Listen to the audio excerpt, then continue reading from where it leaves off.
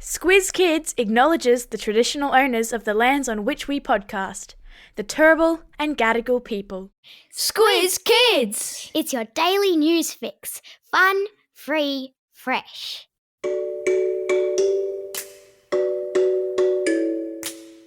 Hello, it's Bryce here, coming at you from Canberra, our nation's capital, where we've just wrapped up our PM for a Day event.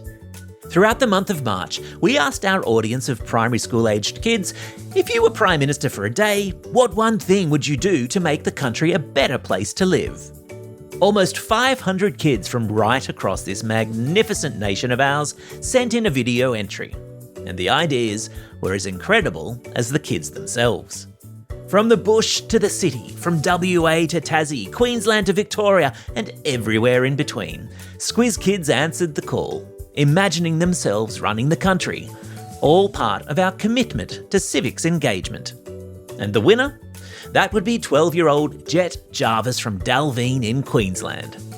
He travelled to Canberra to be PM for a day, touring Parliament House, being celebrated at a special morning tea in the Speaker's courtyard, visiting Question Time, and even getting to meet the actual PM himself. In a couple of weeks' time, we'll be publishing a podcast with all of the highlights from Jett's big day. But today, we're bringing you the interview that he did with the Prime Minister Anthony Albanese. Hey, welcome. Hi, Anthony. Hey. Jett? Yep. How you going? Good. There's normally more paper on the desk. They cleaned it up for me. Jett is from country Queensland, a place called Dalveen near Warwick on the Southern Downs. His winning idea was to educate Australians about food waste, and in particular, the amount of food that is wasted every year because it's not perfect. According to Bond University, 40% of fruit and vegetables that farmers produce never makes it to supermarket shelves because it looks a little bit wonky. And so, when he sat down with the actual Prime Minister, Jett had a few questions for him. Do you want to sit in the big chair for a bit? Okay, fire away. Do you ever get tired of being Prime Minister? It sounds like a lot of work. That's a good question. I never not appreciate the privilege I have of being Prime Minister. And every day I appreciate what an enormous honour it is to be Prime Minister of the best country on earth. But sometimes it can be tiring. It can be exhausting because you can't say, I'm not going to come to work today. I'm not feeling 100%. You just have to keep going. And the hours of a day can be, from 5 a.m. to 11 p.m. and you get up the next day and do it all again. So it can be pretty busy. I live in a part of regional Queensland called the Southern Downs where lots of farmers grow lots of food. We eat every day, but so much is wasted because supermarkets won't take fruit and vegetables that don't look perfect. How important is it for Australians to understand that imperfect produce tastes the same? I think it's really important. And I know that was a big idea that you had, which led to you being Prime Minister for the day. And I remember going to a place called Food Bank in Western Sydney, and there were huge, big cartons of bananas that weren't crooked enough, so they don't make it onto the supermarket shelves. They taste exactly the same, and other fruit that isn't quite perfectly round, some of it gets wasted. Fortunately, because of charities like Food Bank, what happens is that it gets donated to them. They can give it to people in need. And so those charities are really important. But I think that Australian consumers, hopefully, you will help in educating them. Getting that message out there, I think, is really important.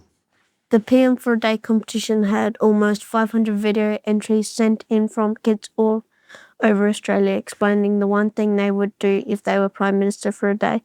Why is it important for kids to take an interest in how our government works? Oh, it's critical because decisions that I make today will impact your life and will impact the life of your children and grandchildren a long way to come down the track, but decisions we make today is about how we shape the future. So young people, by definition, you'll be here, I hope, on this planet for longer than I will. And so it's important that you get a say and that you show interest, because it's the world that you're going to live in. This interview will be listened to by kids all over the country on the Squiz Kids podcast. What one message would you like to send to Aussie kids about the future of our country and the role they can play in? Gee, that's a big question. I think from my perspective, I'm really optimistic about Australia's future. Be optimistic. Hope is much better as an emotion than fear. We live in the best country on earth, but we can be even better in the future. There's nowhere that has the natural advantages that we have here in Australia. We're very lucky to be born here. And so be proud of our country, but think about ways in which we can improve it. Every little measure can have a ripple effect. There's that story that, if you throw a little stone into a pond of water, it ripples out. So any optimism, any idea, that engagement, we are a great country, but I'm sure we'll be even better in the future. Thank you very much, PM. Oh, yes, you have a gift. School has some gifts, so they got... Oh, cool. Oh, pure honey. Yeah, From the school, from the hive. the honey and the lip balm are made by the Scots students. That is awesome. Thank you very much. I get 2. Yeah. One for my wife, fantastic. One for Jodie. Oh, thank you. Look at all this.